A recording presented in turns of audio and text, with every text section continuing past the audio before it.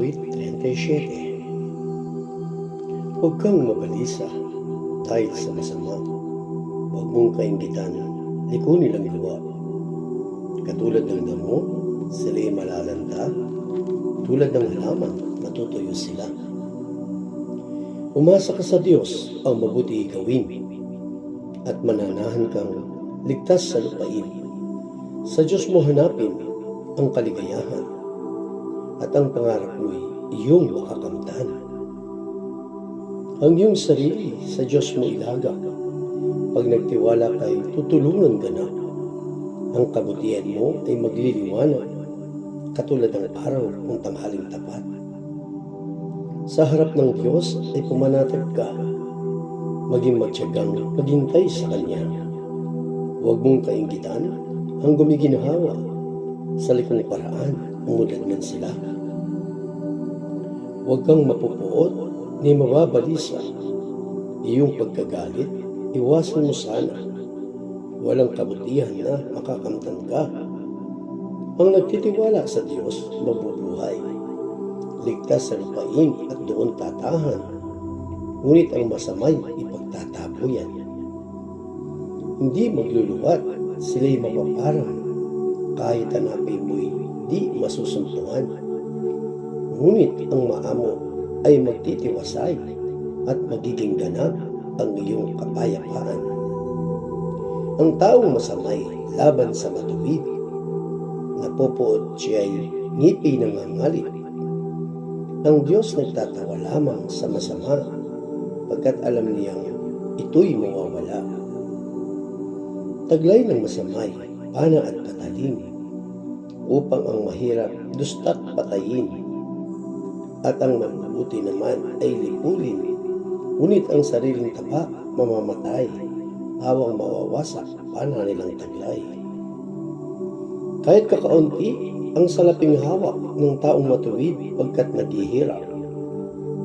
Mahalaga ito sa yamang santambak ng mga masasama, buuin mang lahat.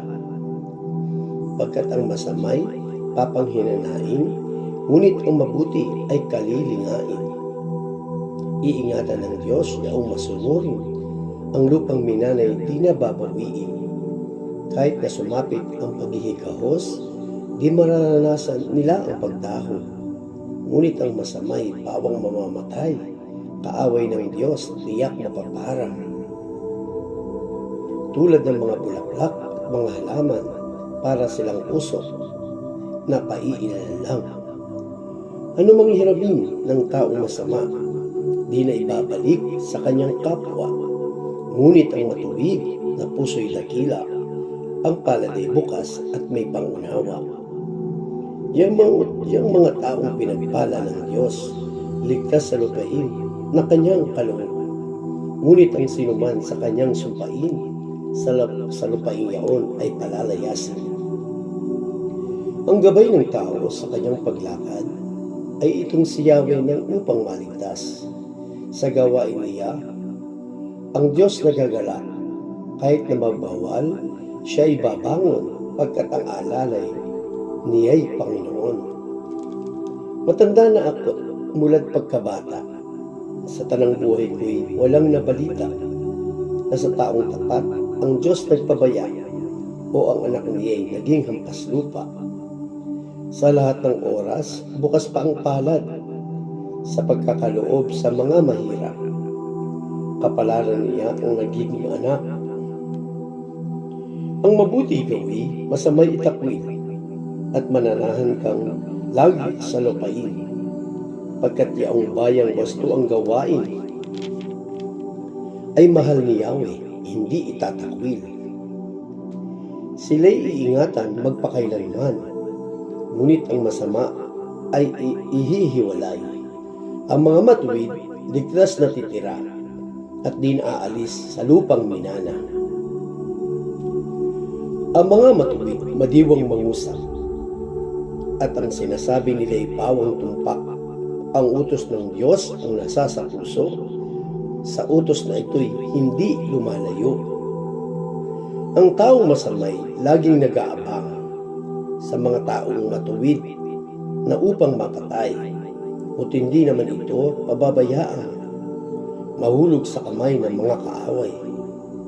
Di rin magdurusa kahit ipagsakdal. Manalig ka sa Diyos, utos niya sundin.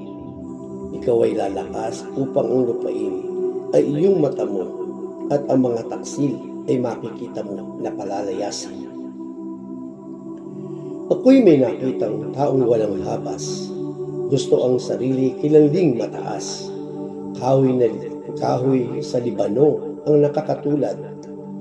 Lumipas ang araw ang aking napuna. Nang ako'y magdaan, ang tao'y wala na. Hinanap-hanap ko, di ko na makita.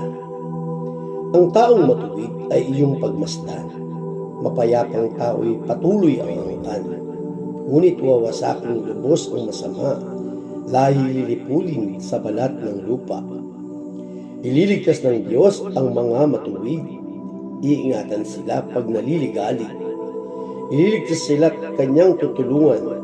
Laban sa masama ipagsasanggalang, sapagkat kay Yahweh nangungubling tunay ang salita ng Diyos.